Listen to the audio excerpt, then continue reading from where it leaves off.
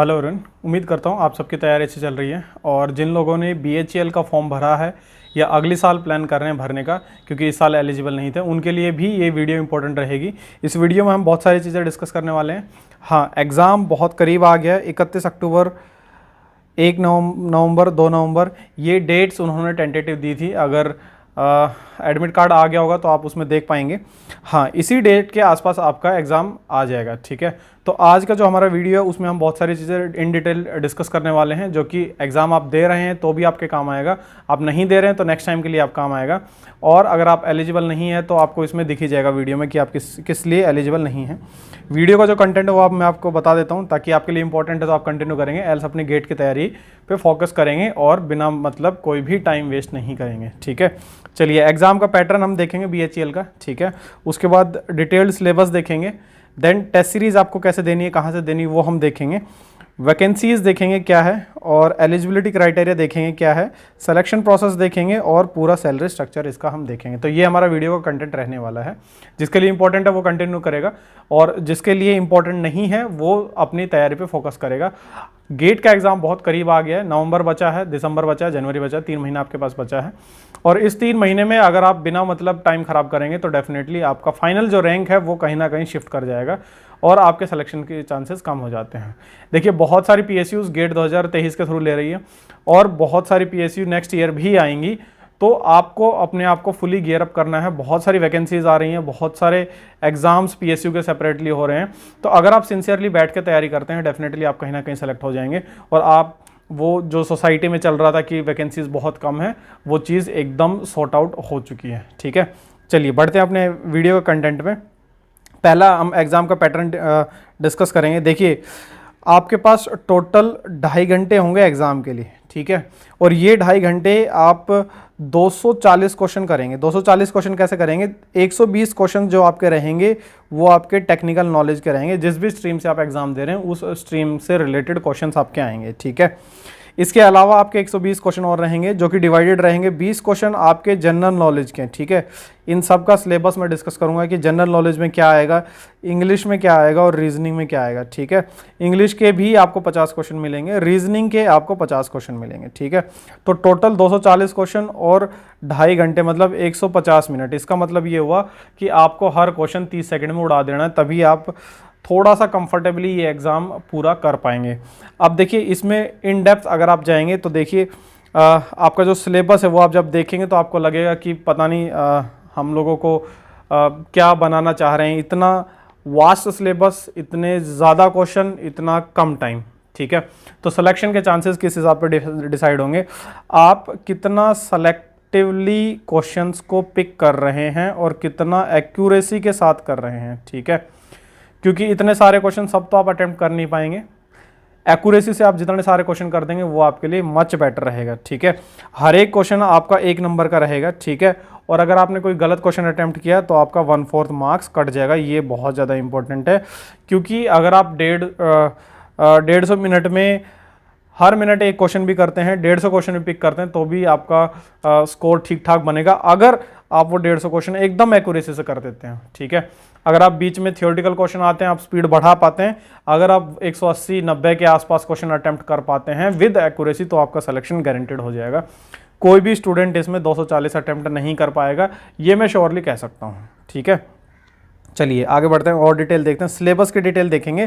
देखिए, जो technical syllabus है वो तो आपका एज पर जो UG डिग्री का जो आपका कोर्स है वो पूरा कंप्लीट आएगा। ठीक है, मोस्ट ऑफ द आपका इंस्टीट्यूट की जो आप टेस्ट सीरीज पे जाएंगे तो उसमें आपको एक प्रॉब्लम होगी, जो मेन सब्जेक्ट है सिर्फ उसी पे बेस्ड आपका टेस्ट सीरीज बना दिया जाएगा।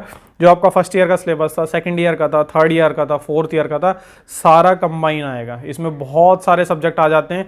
आप अपने कॉलेज का करिकुलम उठा के देखेंगे तो उसमें बहुत सारे सब्जेक्ट हैं।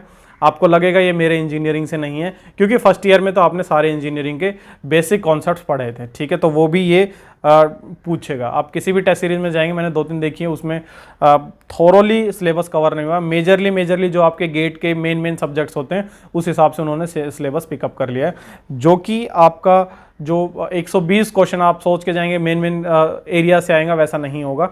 आपका पूरा हर कॉर्नर टच करके एक बार आएगा क्वेश्चन पेपर, ठीक है।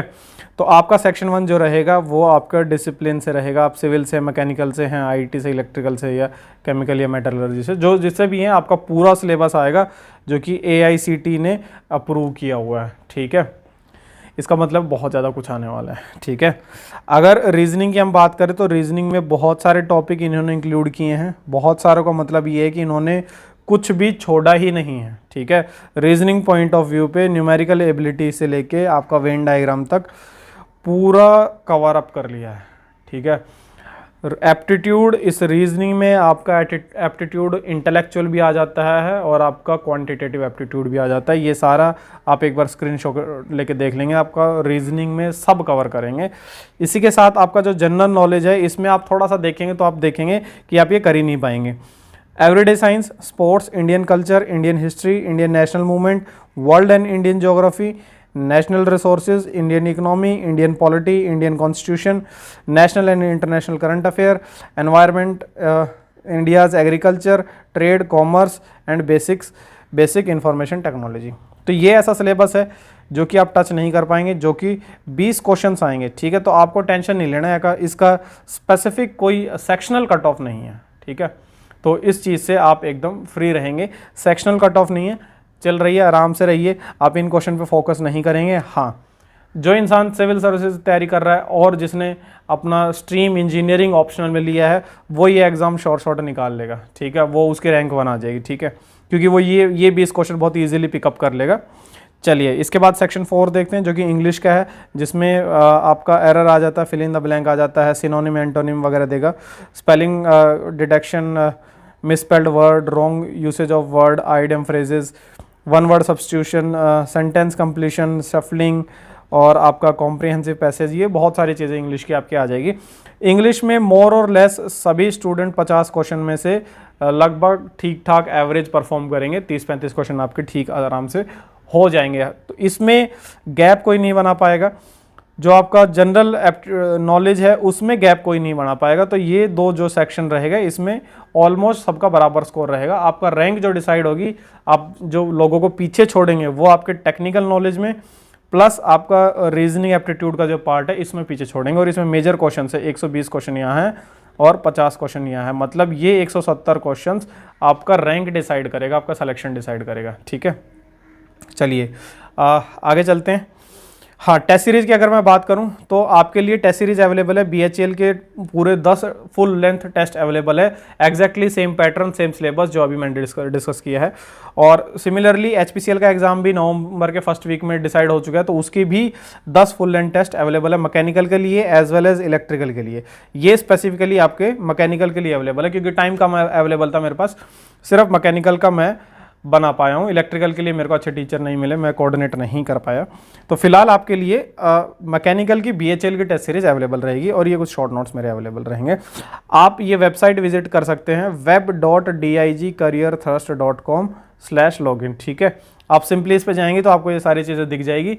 बहुत सारे बच्चे हैं जो मैं लिंक डिस्क्रिप्शन बॉक्स में डालता हूँ, उस पर सीधा क्लिक करके जैसे परचेज कर लिया है कोर्स और उसके बाद वो उनको लॉगिन नहीं मिल रहा है, जबकि मैं वीडियो में बताता हूँ लॉगिन के लिए। PC के लिए आपके लिए ये वेबसाइट है और मोबाइल के लिए आपके लिए गूगल प्ले स्टोर पे जाएंगे तो ये नाम सर्च करेंगे तो आपको एप्लीकेशन मिल जाएगी। हालांकि मैं डिस्क्रिप्शन बॉक्स में वेबसाइट का, मोबाइल का, सबका लिंक मैं देता हूं, तो आप डिस्क्रिप्शन बॉक्स में जाके भी देख सकते हैं। चलिए वैकेंसीज़ की अगर हम बात करें, सिविल इंजीनियर्स के लिए 40 है, मैकेनिकल के लिए 30 है एंड कंप्यूटर साइंस के लिए 20 है, इलेक्ट्रिकल के लिए 15 है, केमिकल के लिए 10 है, मेटलर्जी के लिए 5 है और फाइनेंस HR के लिए अलग, इनका सिलेबस भी डिफरेंट है, ठीक है। तो आपके लिए वैकेंसी ठीक है। बहुत सारे बच्चों ने एग्ज़ाम भरा ही नहीं होगा, ठीक है। तो 250 क्वेश्चन, 240 क्वेश्चन और 150 मिनट, इसमें सबसे बेस्ट जो पार्ट है आपका कि आपकी स्पीड और एक्यूरेसी और टाइम मैनेजमेंट होना चाहिए। टाइम मैनेजमेंट के लिए आपके लिए 10 पूरे फुल लेंथ टेस्ट मैंने बनाए हैं तो वो आप उसको प्रैक्टिस करेंगे, उसमें सारा सिलेबस मैंने थॉरोली कवर किया है। अगर आपसे क्वेश्चंस नहीं होते, मान लो आपने 240 में से सिर्फ 150 ही क्वेश्चन आप अटेम्प्ट कर पाए या 120 क्वेश्चन अटेम्प्ट कर पाए, आधे ही अटेम्प्ट कर पाए, तो उनके सॉल्यूशंस देखिए, उनसे रिलेटेड थ्योरी देखिए, नहीं समझ आए तो उससे रिलेटेड यूट्यूब से सर्च करिए, आपको बहुत सारा कंटेंट मिल जाएगा। तो आपको वो टेस्ट 10 के 10 देने हैं, टाइम कम अवेलेबल है, डेली बेसिस पे आप एक टेस्ट देंगे, उसके एनालिसिस में पूरे टेस्ट में जो भी नई चीज़ आई है आप उसको या तो क्लास नोट्स में जाएंगे या बुक्स में जाएंगे या आप गूगल सर्च करेंगे या आप यूट्यूब पे सर्च करेंगे, बट उस टेस्ट में मैंने जितनी बातें करी है टेक्निकल रिलेटेड, रीजनिंग रिलेटेड, जितने भी क्वेश्चन रखे गए हैं वो सब आपको आने चाहिए। अगर आप वो 10 सारे टेस्ट कर लेंगे तो डेफिनेटली आप बाकी बच्चों से थोड़ा एज ले जाएंगे और जो 30 वैकेंसी है इसका आप पूरा 100% यूटिलाइजेशन कर पाएंगे। चलिए, एलिजिबिलिटी जो अगले साल के लिए बच्चे देख रहे हैं उनके लिए बता देते हैं, जिन्होंने अब नेक्स्ट ईयर जो प्लान कर रहे हैं। आपका फुल टाइम बैचलर डिग्री हो सकती है इंजीनियरिंग में, ठीक है, या फिर 5 ईयर इंटीग्रेटेड कोर्स हो सकता है, या फिर डुअल डिग्री हो सकती है इंजीनियरिंग और टेक्नोलॉजी डिसिप्लिन्स में, जो कि आपका गिवन है, ठीक है। और इन सारे डिसिप्लिन्स में भी मल्टीपल डिसिप्लिन्स अलाउड है। अभी मैं आपको मैकेनिकल के तौर पर एग्जाम्पल दूंगा। एज की अगर हम बात करें तो आपकी 27 साल उम्र होनी चाहिए, ठीक है। और अगर आपने 29 साल रहेगी for the candidate having 2 year full time post graduation in engineering और बिजनेस एडमिनिस्ट्रेशन और मैनेजमेंट, ठीक है। और ये डेट आपकी जो एज है वो आपकी 1/9/2022 के आसपास होनी चाहिए, ठीक है। और एज रिलैक्सेशन की अगर बात करें, SC ST के लिए 5 साल है, OBC नॉन क्रिमी लेयर के लिए 3 साल है। अगर फिजिकली डिसेबल्ड कैंडिडेट है तो उसको 10 साल का पूरा मिलेगा। अगर OBC में फिजिकल डिसेबल्ड है तो 13 साल का रिलैक्सेशन मिलेगा। अगर SC ST में फिजिकली डिसेबल्ड है तो 15 साल आपको रिलैक्सेशन मिल जाएगा। मेरे हिसाब से इन सब की आपको ज़रूरत नहीं पड़ेगी। चलिए, एलिजिबिलिटी में एक और चीज़ बता देता हूँ। मैकेनिकल से भरने के लिए इतनी सारी ब्रांचेस एलिजिबल है, ठीक है। Industrial and production, industrial engineering, mechanical production and tool engineering, production technology, manufacturing, mechatronics, manufacturing process and automation, ये बहुत सारी ब्रांचेज है जो एलिजिबल है मैकेनिकल से ये एग्ज़ाम देने के लिए। तो बाय डिफ़ॉल्ट इसमें मैकेनिकल एंड ऑटोमेशन वाले जो बच्चे हैं वो आराम से दे सकते हैं, उनके लिए भी अच्छी कंपनी रहेगी। सिलेक्शन प्रोसेस देखते हैं। सबसे पहले आपका CBT होगा, कंप्यूटर बेस्ड जो एग्ज़ाम होता है, जिसके लिए हमने डिस्कशन किया है। इसके बाद आपको शॉर्ट लिस्ट किया जाएगा इंटरव्यू के लिए, ठीक है, जिसमें आपको 1:5 रेशियो में बुलाया जाएगा, ठीक है। और फाइनल जो मेरिट लिस्ट आपकी बनेगी उसमें 75% वेटेज आपका रखा जाएगा रिटर्न एग्जाम का और 25% वेटेज आपका रखा जाएगा इंटरव्यू के स्कोर का, ठीक है। तो मतलब इंटरव्यू का भी अच्छा खासा प्रोपोर्शन रहेगा। जो लोग इंटरव्यू कॉल जिनकी आ जाएगी उनके भी बहुत अच्छे चांस रहेंगे कि वो सेलेक्ट हो जाए। अब आते हैं सबसे ज़्यादा इंपॉर्टेंट पार्ट पे, सैलरी क्या देंगे भाई। इतना सारा कुछ तो पढ़ा लिया है और अभी मिलेगा क्या हमें, तो उस पर हम फोकस कर लेते हैं। आप लोग अगर सेलेक्ट हो जाते हैं तो आपको 1 साल की ट्रेनिंग होगी, ठीक है। इस 1 साल की ट्रेनिंग में आपकी बेसिक पे 50,000 रहेगी, बाकी सारे अलाउंसेस सेम रहेंगे। नेक्स्ट ईयर से आपकी जब ट्रेनिंग खत्म हो जाएगी तो आपकी बेसिक सैलरी 60,000 हो जाएगी। अभी जो अलाउंसेस मैं बता रहा हूँ उसको आप कैलकुलेट करके एडअप करते जाएंगे। जो जितने भी अलाउंसेस है वो बेसिक का परसेंटेज होता है, ठीक है।